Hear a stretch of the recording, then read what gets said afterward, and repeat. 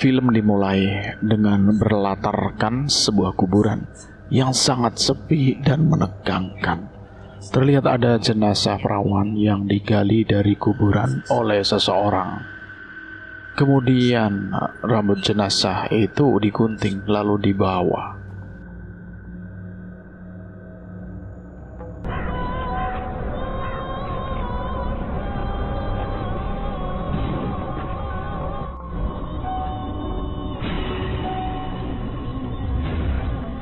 Dan film Jagal Teluh pun dimulai.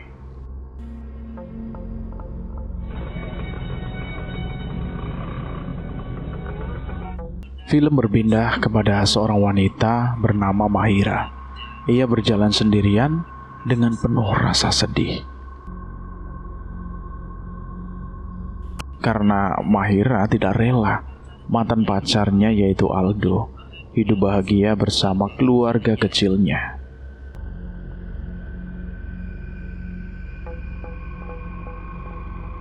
Lagi gambar ayah.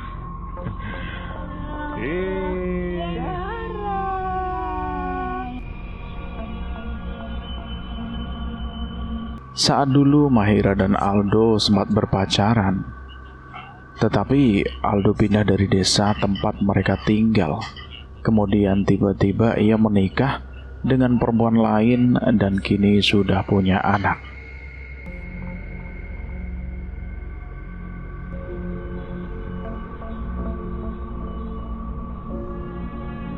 Aku terus mau kamu sayang. Aldo melihat dari kejauhan ada Mahira sedang menatapnya. Namun ketika dihampiri oleh Aldo, ia tak melihat siapapun di sana. Aldo merasa jika ia mengalami halusinasi.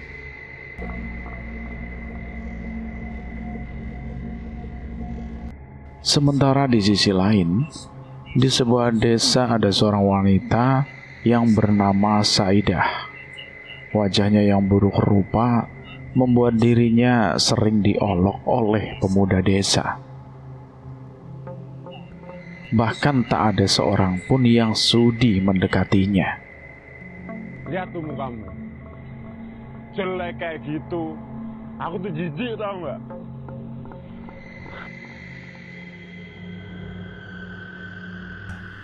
Di samping itu, Mahira berjalan pulang menuju rumahnya lagi. Sepanjang perjalanan, wajahnya terus bersedih. Hal itu membuat para warga sekitar menganggap sikap Mahira terasa aneh. Namun warga tak heran, karena sejak zaman dulu, Mahira serta keluarganya memang terkenal aneh. Pak, Mahira kenapa ya? Kok aneh? Yang aneh itu apanya? Kalau urusan keluarga Saidah, nggak ada yang aneh. Wong memang. Sementara itu di kuburan, dua hansip desa yaitu Mas Turin dan Udin menemukan ada sebuah makam yang sudah dibongkar. Mereka pun menduga ada seseorang yang telah membongkar kuburan itu. Alin, bolong kuburan, kuburan bolong. Alin. Kuburan tersebut milik seorang wanita perawan yang bernama Serindil, dan terlihat jenazahnya pun tidak ada di sana. Dua hansip itu terus mencari hingga akhirnya mereka menemukan jenazah Serindil dengan kain kafan yang sudah terlepas.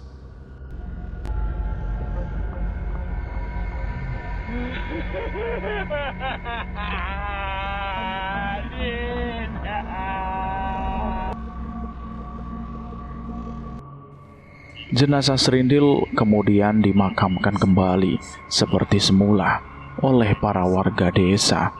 Mereka pun berharap tidak ada yang bongkar lagi, dan semoga setelah kejadian ini tidak ada hal buruk yang akan terjadi.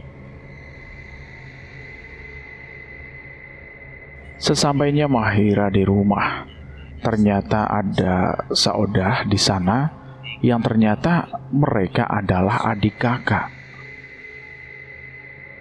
Di saat itu, Mahira nampak tidak tega melihat kakaknya, di mana Saedah terus berkaca karena wajahnya yang buruk rupa.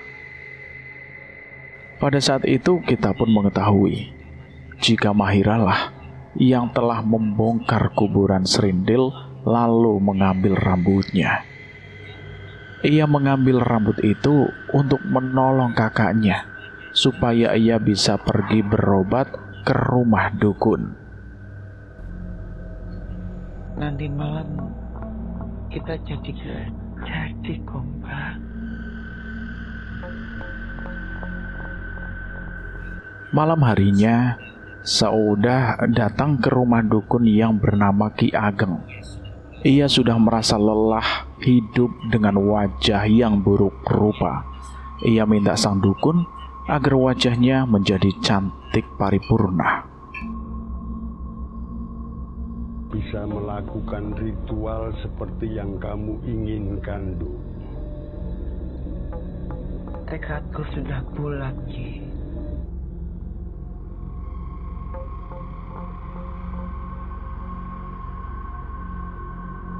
Seketika Saedah berubah menjadi sangat cantik.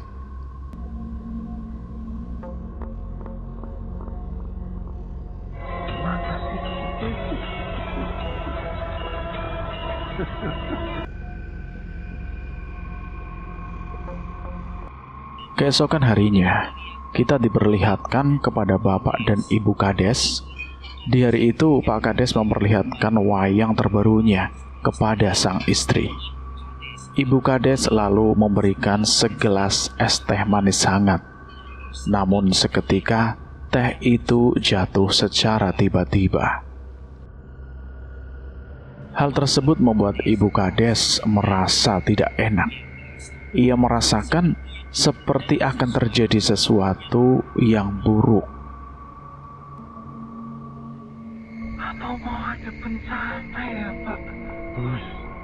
Bu, kalau ngomong bu jangan sembarangan kok. Kalau wong jatuh wis jatuh aja. Lalu tidak lama datanglah anak mereka yang bernama Andi. Mentang-mentang anak muda, Andi pamit akan kelayapan bersama temannya. Ibu kemudian memberi pesan agar Andi hati-hati karena sekarang keadaan desa sedang tidak baik-baik saja. Apalagi beberapa hari yang lalu ada jenazah perawan yang dibongkar secara misterius. Ada orang bongkar kuburan, nyuri rambut mayat. Alah, putih yang tenang.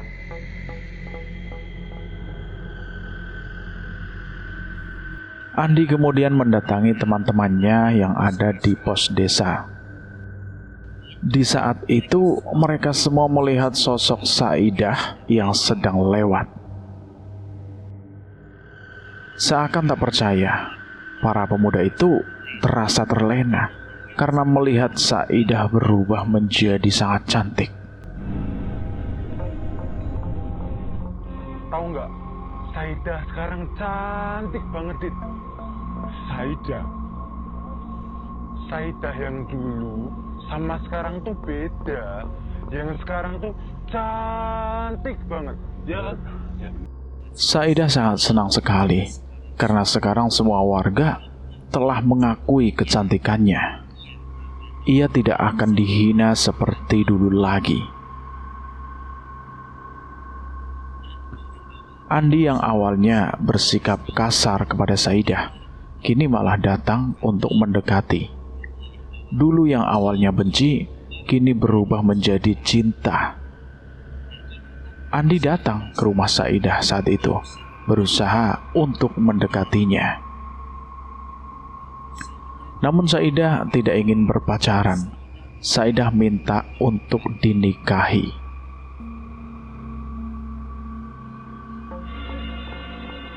Aku mau menikah sama kamu. Kamu yakin? Malam harinya, Andi mengobrol bersama dua orang tuanya. Andi berniat ingin segera menikah. Orang tuanya sangat senang mendengar hal itu. Akhirnya Andi, anak mereka, akan menikah juga. Tetapi seketika orang tuanya menjadi geram saat Andi mengatakan kalau calon istrinya adalah Saidah. Orang tuanya tidak setuju Andi menikahi perempuan itu. Bapak nggak mesti kamu menikahi Saidah. Orang di kampung ini tahu siapa itu Saidah dan ayahnya dan bagaimana ayah itu meninggal. Di sisi lain, Saidah pun tengah mengobrol dengan Mahira adiknya. Ia bertanya apakah Mahira setuju ia menikah dengan Andi. Mahira setuju-setuju saja. Selama itu adalah kebahagiaan Saidah. Mahira berharap agar Saidah tak bernasib sama dengannya, yang saat dulu dikhianati oleh Aldo, kekasihnya, yang mana ia menikah dengan perempuan lain. Mendengar hal itu, Saidah sontak terkejut. Ternyata ia baru tahu masalah ini. Saidah turut geram kepada Aldo yang telah menyakiti hati adiknya. Setelah itu, Andi datang lagi ke rumah Saidah. Ia berniat akan melamarnya. Kemudian Andi memberikan sekepok uang untuk pernikahan mereka. Namun setelah dihitung, Saidah rasa uangnya masih kurang.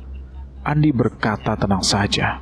Nanti setelah mereka menikah, ia akan menambah uang maharnya 5 kali lipat. Dengan begitu, Saidah pun menyetujuinya. Sementara di rumah, Ibu Kades sangat panik karena semua perhiasan miliknya tiba-tiba hilang. Ternyata Andi yang telah mengambilnya. Lalu ia jual perhiasan itu untuk uang mahar Saidah. Hal itu membuat orang tuanya menjadi geram.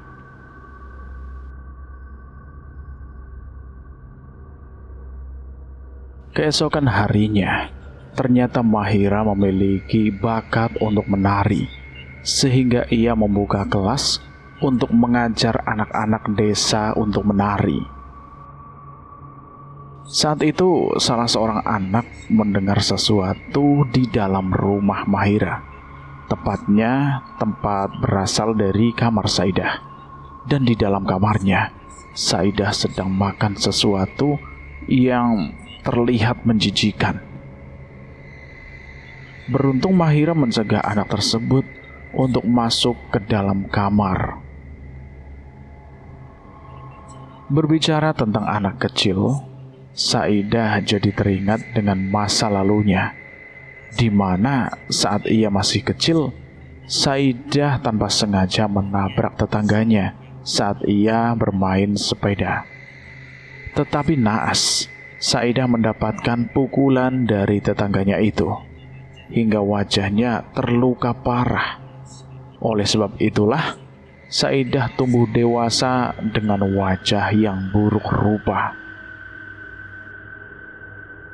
Saidah sangat geram kepada tetangganya. Gara-gara dia, Saidah selalu menderita dengan segala hinaan.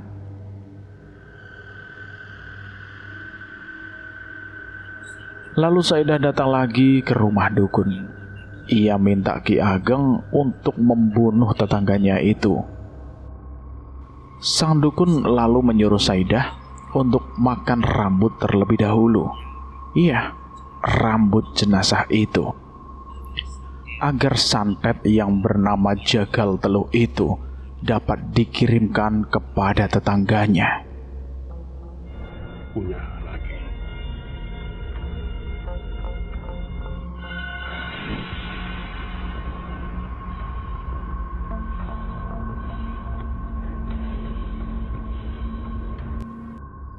Dan benar saja, teror mulai menghantui ibu itu.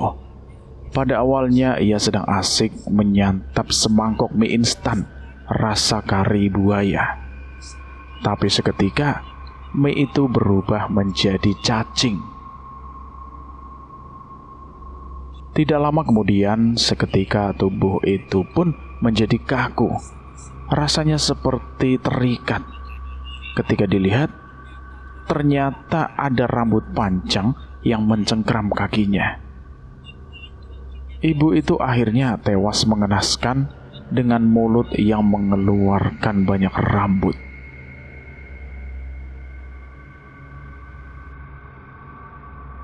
Dukun bertanya, apakah Saidah sudah puas dengan hal itu? Namun Saidah menjawab, belum. Ia masih punya dendam kepada beberapa orang lagi. Dan semua dendam itu harus dibayar tuntas. Lalu Saidah pun memakan rambut itu lagi untuk mengirim teluh kepada orang yang ia benci. Di sisi lain, Andi si anak Pak Kades semakin menjadi-jadi, di mana ia nekat mencuri sertifikat tanah rumah ini dengan tujuan untuk dijual.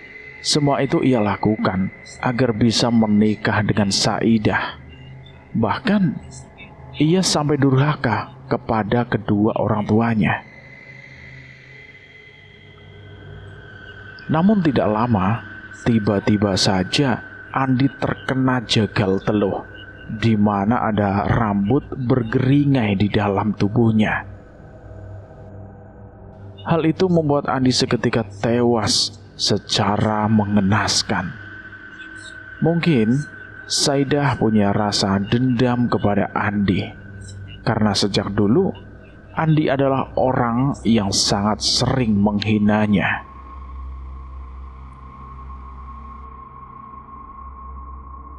Sekarang semua dendam Saidah sudah terbalaskan. Orang-orang yang sangat ia benci sudah mati satu persatu. Kini Saidah akan membantu adiknya, yaitu Mahira, untuk membalaskan dendamnya. Saidah kemudian mengirim jagal teluh kembali kepada Aldo, mantannya Mahira, di mana ia akan menyerang orang-orang tersayang Aldo, yaitu anak dan juga istrinya. Namun, hal tersebut hanyalah mimpi Aldo saja. Setelah terbangun dari tidurnya, Aldo segera mencari anak perempuannya. Ternyata ia sedang ada di luar. Ia baru saja diberi sebuah boneka oleh seorang wanita misterius. Aldo yang khawatir membawa anaknya masuk ke dalam rumah. Iki boneka siapa? Dari tante. Ke sana tantenya. Ya udah, masuk. Ternyata orang yang memberi boneka itu adalah Saidah. Dan di boneka tersebut sudah ada santetnya berupa rambut jenazah, sehingga santet jagal teluh sudah ada di rumah Aldo dan siap menyerang mereka.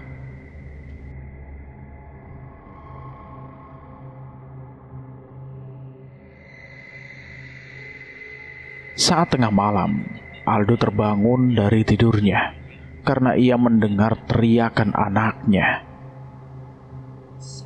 Saat itu Aldo melihat sang istri tengah mencekik anak kandungnya dengan sangat kuat. Alhasil anaknya pun tewas karena kehabisan nafas. Sementara itu, istrinya pun diserang oleh rambut jagal teluh.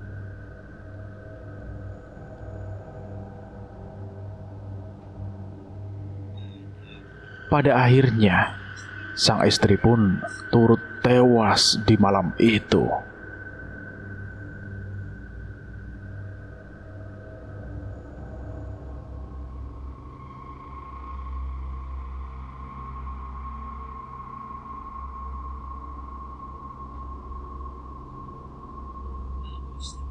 Aldo sangat bersedih.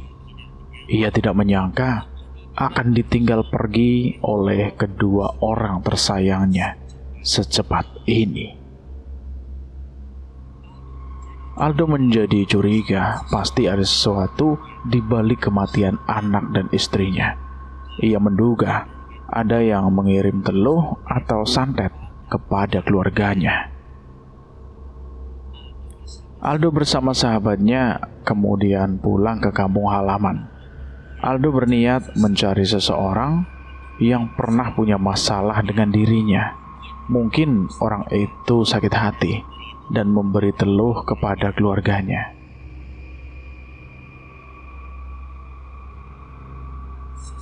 Sesampainya di kampung halaman, Aldo datang ke rumah ibu bapaknya.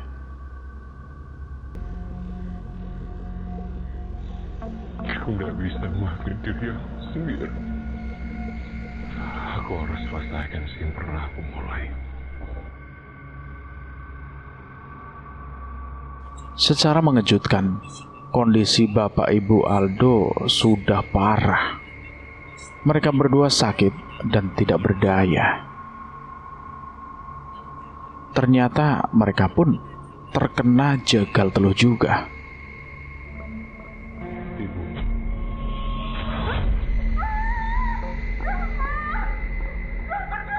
Iki kula, Bu. Iki Aldo, Bu. Sadar, Bu. Sadar, Bu. Ibu.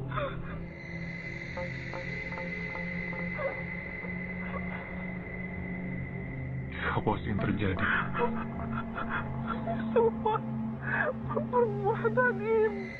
Aldo yakin ini semua adalah ulah Mahira, yaitu mantan kekasihnya. Ia merasa sakit hati kepada dirinya. Aldo segera bergegas menuju rumah Mahira. Namun di saat itu, Aldo dihalangi oleh Saidah. Saidah tidak akan membiarkan Aldo untuk menemui Mahira. Ia tidak sudi jika orang yang telah menyakiti hati adiknya masuk ke dalam rumahnya. Mahira ndak bisa bertemu sama siapapun. Apalagi laki-laki macam kamu. Mengkhianat. Izinkan Kulo bicara sama Mahira. Sekali lagi kalian menginjakkan kaki di rumah ini, lihat sendiri akibatnya. Sabar dulu.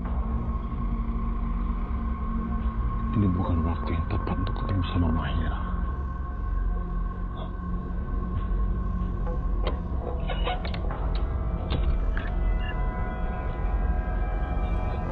Ternyata tidak hanya keluarga Aldo yang mendapatkan jagal teluh, tetapi banyak warga di desa ini yang terkena teluh itu juga. Warga menjadi curiga. Yang telah mengirim teluh itu adalah Saidah. Akhirnya Aldo minta bantuan kepada warga sekitar untuk berbondong-bondong melabrak rumah Saidah agar tidak ada warga lagi yang terkena teluh. Ini Mas, banyak warga yang sudah kena santet. Aku yakin itu pasti pelakunya keluarga Saidah. Saya sering lihat Saidah di rumah Ki Ageng dukun santet. Di sisi lain, Saidah sudah mengetahui para warga akan menyerangnya.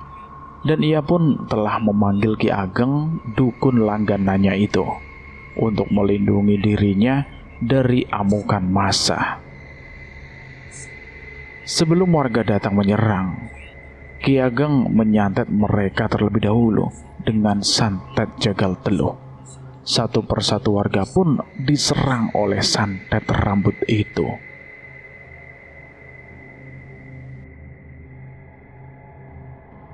Namun, para warga tetap nekat untuk datang ke rumah Saidah. Hal itu membuat nyali sang dukun menjadi ciut. Karena sekuat apapun ilmu santetnya, dukun akan tetap kalah jika dikeroyok. Mungkin ilmu dukunnya masih lemah.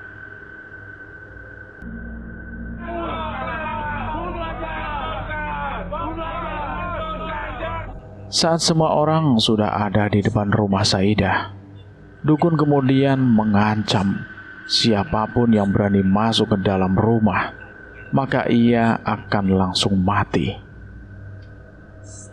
Saat itu Aldo tidak takut dan akan menyerang dukun itu. Namun hal tersebut dihentikan oleh sahabatnya. Ia pun memberi usulan agar dirinya saja yang masuk pertama ke dalam rumah itu. Ia akan mencoba untuk berbicara baik-baik dengan dukun tersebut.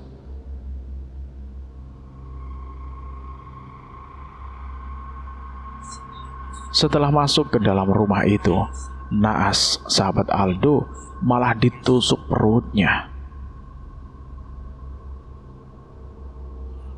Lalu ia pun segera dilarikan ke rumah sakit. Hal itu menimbulkan amarah warga. Akhirnya Ki Ageng dan Saidah keluar juga. Ki Ageng lalu mengancam, jika para warga berani mendekat, maka Saidah akan ia bunuh. Kemudian Ki Ageng menggorok leher Saidah, sementara ia berlari kabur. Para warga tetap mengejar Ki Ageng. Mereka akan membawanya ke kantor polisi, karena Ki Ageng sudah menyantet banyak orang di desa ini. Tetapi Ki Ageng lebih memilih untuk mati daripada harus dipenjara. Akhirnya Ki Ageng lompat dari atas jembatan.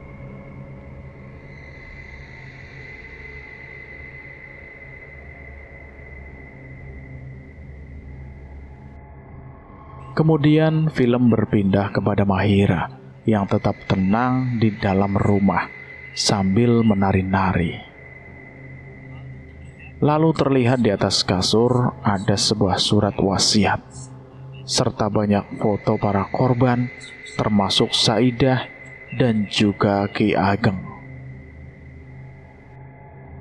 Kemudian kita pun diperlihatkan dengan masa lalu, yang dimana saat masih kecil, Mahira diurus oleh pamannya, yaitu ayahnya Saidah, karena kedua orang tuanya sudah meninggal.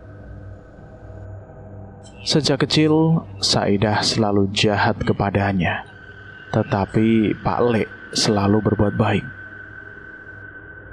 Satu, Pak Le adalah seorang dukun santet juga. Namun pada suatu hari, ia terciduk telah menyantet seseorang, bahkan sampai mati. Hingga akhirnya, ia diamuk oleh massa dan berujung tewas mengenaskan. Sebelum meninggal, paman sempat memberi surat wasiat yang ia berikan kepada Mahira. Ia menyuruhnya agar memberikan surat itu kepada Saidah anaknya. Di dalam surat itu dituliskan perkataan maaf jika ayahnya tidak bisa menyembuhkan luka yang ada di wajah Saidah, karena luka itu hanya bisa disembuhkan ketika Saidah sudah dewasa.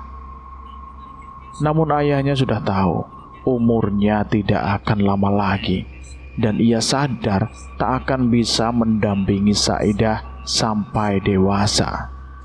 Lalu ayah berpesan kepada Saidah, jika sudah dewasa nanti, ia harus berobat kepada Ki Ageng, yang mana adalah sahabatnya.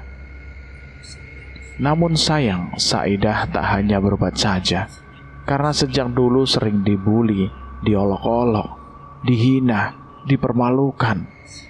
Sehingga kini Saidah memiliki hati yang kotor. Oleh sebab itulah Saidah meminta Ki Ageng untuk mengirimkan santet jagal teluh kepada warga-warga di desa itu. Hal buruk itu pun malah berbalik kepada Saidah sendiri, hingga pada akhirnya ia menjadi sengsara. Sementara itu Mahira nampak bahagia, karena pada akhirnya Saidah hidup menderita, sebab sejak kecil Saidah selalu jahat kepadanya.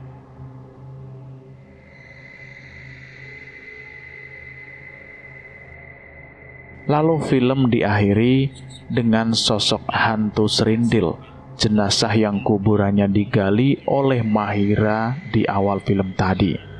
Ia datang untuk menyerang Mahira karena tidak terima kuburannya telah dibongkar. Dan film pun selesai.